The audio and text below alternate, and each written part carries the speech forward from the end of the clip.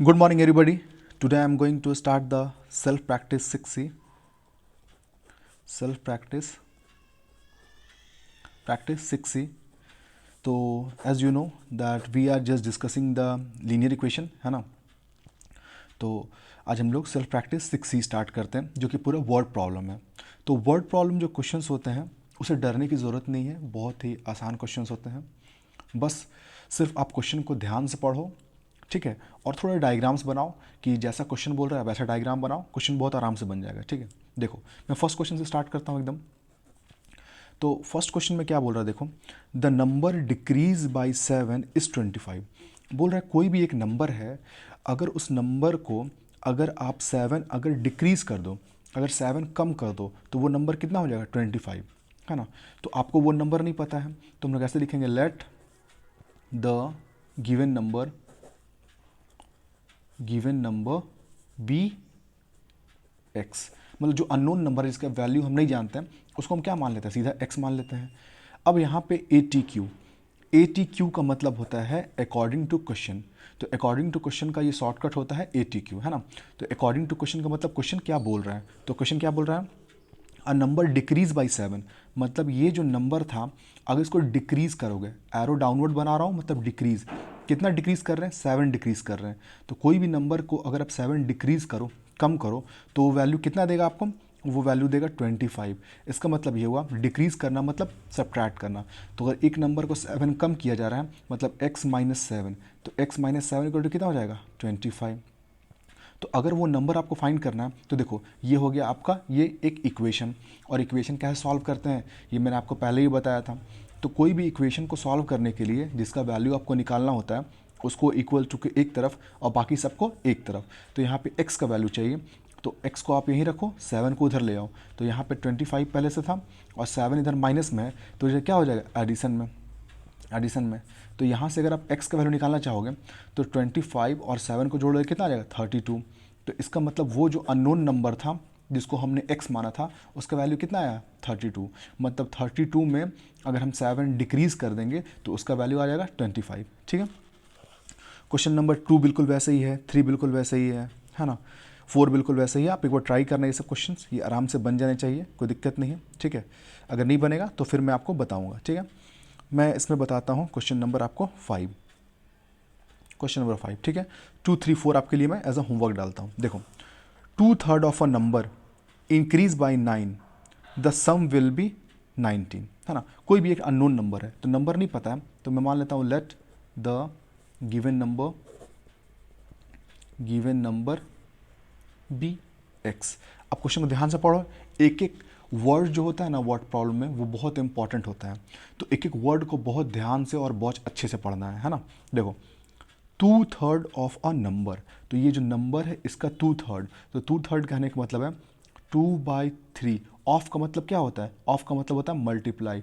तो 2/3 of a number, तो इसको सॉल्व करेंगे तो कितना आ जाएगा 2x/3।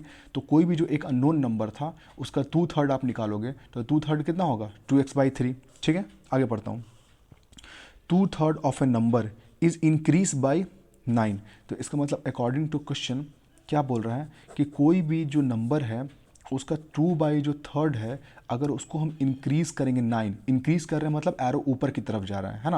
और यहाँ पे डिक्रीज़ किया था इसलिए डाउनवर्ड में एरो था, इंक्रीज़ करेगा तो अपवर्ड। तो 2/3 of a number increase by 9, ठीक है ना। The sum will be 19 and the sum will be 19, और इसका जो वैल्यू है वो आपको कितना देगा 19। फिर से देखो 2/3 ऑफ अ नंबर, कोई भी नंबर है उसका अगर आप 2/3 जो है 2/3 को अगर इंक्रीज करते हो 9, द सम विल बी 19, और वो वैल्यू कितना देगा 19। तो उसको इक्वेशन अगर मेरे को फ्रेम करना है तो इसको आगे मैं सॉल्व करता हूँ।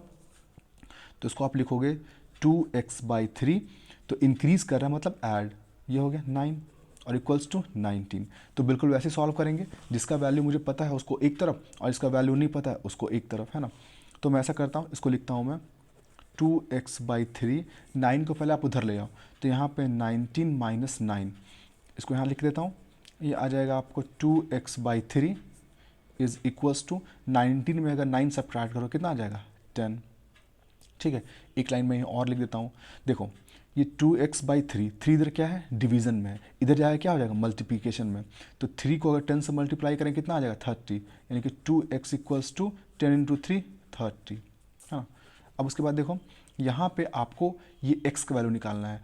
तो x का वैल्यू निकालना है तो x को इक्वल टू के साइड एक तरफ अकेले रखना है, बाकी सारे नंबर को हटाओ। तो 2 को यहाँ से हटाओगे तो 2 इधर मल्टीप्लिकेशन में है, उधर जाकर डिवीजन में चला जाएगा। तो x = हो जाएगा 30/2 दैट इज इक्वल्स टू 15, यानी कि वो अननोन नंबर जो था जिसको हमने x माना था वो कितना उसका वैल्यू है 15। ठीक है, अब देखो क्वेश्चन नंबर मैं 7 बता रहा हूँ। क्वेश्चन नंबर जो 7 है ये एज प्रॉब्लम है ना। देखो ये एज प्रॉब्लम है। एज प्रॉब्लम कहने का मतलब होता है कि इसमें हमेशा 2-3 लोगों का जो एज है उसको आपस में रिलेट करते हैं। तो 2-3 लोग का जब एज को रिलेट करोगे तो ये बिल्कुल भी आपके लिए क्या हो जाएगा एज प्रॉब्लम। ठीक है, तो क्वेश्चन देखो यहाँ पे क्या है, सीमाज लिटिल सिस्टर, कोई एक लड़की है सीमा, उसकी एक लिटिल सिस्टर है छोटी बहन है, इज़ नाउ 15 ईयर ओल्ड। तो सीमा की जो छोटी बहन है उसका एज कितना है 5 ईयर। ठीक है, तो मैं लिख देता हूँ, देखो सीमाज लिटिल सिस्टर एज कितना दिया हुआ है 5 ईयर। तो सीमा है उसकी छोटी बहन का एज कितना दिया हुआ है 5 ईयर। ठीक है, अब मैं आगे आ रहा हूँ। इफ़ हर एज, और इसी का जो सीमा का लिटिल जो सिस्टर है उसका एज जो है ऑल्सो क्या लिखा हुआ है also if her age is 2 year more than 1/4 of Seema's age. और ये जो इसकी जो बहन का एज जो है ये बोल रहा है ऑल्सो ये जो as of her sister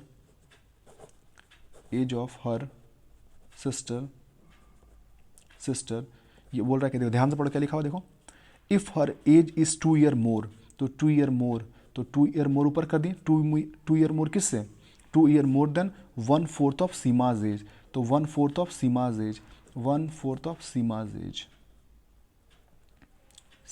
as. ठीक है, मैं फिर से बताता हूँ इस क्वेश्चन को। ठीक है, देखो एक लड़की है सीमा, उसकी एक छोटी बहन है, तो छोटी बहन का जो एज है वो कितना दिया हुआ है 5 ईयर। ठीक है, और अगर ये जो इसकी छोटी बहन है अगर उसका एज तो दिया हुआ ऑलरेडी 5 ईयर, और इसके एज को अगर मैं सीमा के एज से कंपेयर करता हूँ तो बुक में क्या लिखा है कि उसकी जो छोटी बहन है उसका जो एज है वो 2 ईयर ज़्यादा होगा किससे 1/4 of Seema's as. 1/4 of Seema's age, तो यहाँ पे क्या निकालना है हाउ ओल्ड इज सीमा, तो सीमा का एज निकालना है। तो देखो तो मैं लिख देता हूँ यहाँ पे let Seema's age is equals to x. Seema का एज को एक्स मान लेते हैं और इसी का वैल्यू निकालना है। तो अगर अकॉर्डिंग टू क्वेश्चन हम जाते हैं ATQ, तो एज ऑफ सीमाज सिस्टर जो है सिस्टर वो क्या दिया हुआ था 2 ईयर मोर है, तो 2 ईयर मोर, तो 2 ऐड करेंगे, किस में ऐड करेंगे 1/4 ऑफ सीमाज एज, और सीमा का एज कितना माना है मैंने एक्स। तो इसको हम सॉल्व करेंगे 2 प्लस ये 1 × x आ जाएगा x/4, और यहाँ पे देखो एज ऑफ सीमा सिस्टर, और एज ऑफ सीमा सिस्टर तो ऑलरेडी पहले दिया हुआ है कि 5 ईयर की है उसकी छोटी बहन, तो मैं यहाँ पे एज ऑफ सीमा सिस्टर के जगह पे 5 डाल सकता हूँ, बहुत ईजी है। अब यहाँ पे देखो 2 जो है आप इसको इधर ले आओगे तो 5 -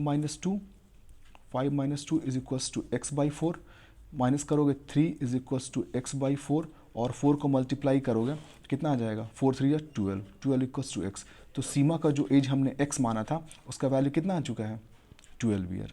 ठीक है, तो ये वर्ड प्रॉब्लम में क्वेश्चन बहुत इजी है। कुछ क्वेश्चंस आगे ये क्वेश्चन आप ट्राई करना, और जो मैं यहाँ पे 3-4 क्वेश्चन छोड़ा हूँ ये आपका एज अ होमवर्क है। ठीक है, नहीं बनेगा तो आप बिल्कुल मुझसे डिस्कस कर सकते हो ऑनलाइन क्लासेस में। ठीक है, और ये वर्ड प्रॉब्लम जो क्वेश्चंस होते हैं इसमें हमेशा आपको स्टेटमेंट लिखना बहुत ज़रूरी है। अगर स्टेटमेंट आप नहीं लिखोगे आपको कभी भी एग्जाम में फुल मार्क्स नहीं मिलेगा। ठीक है, थैंक यू वेरी मच।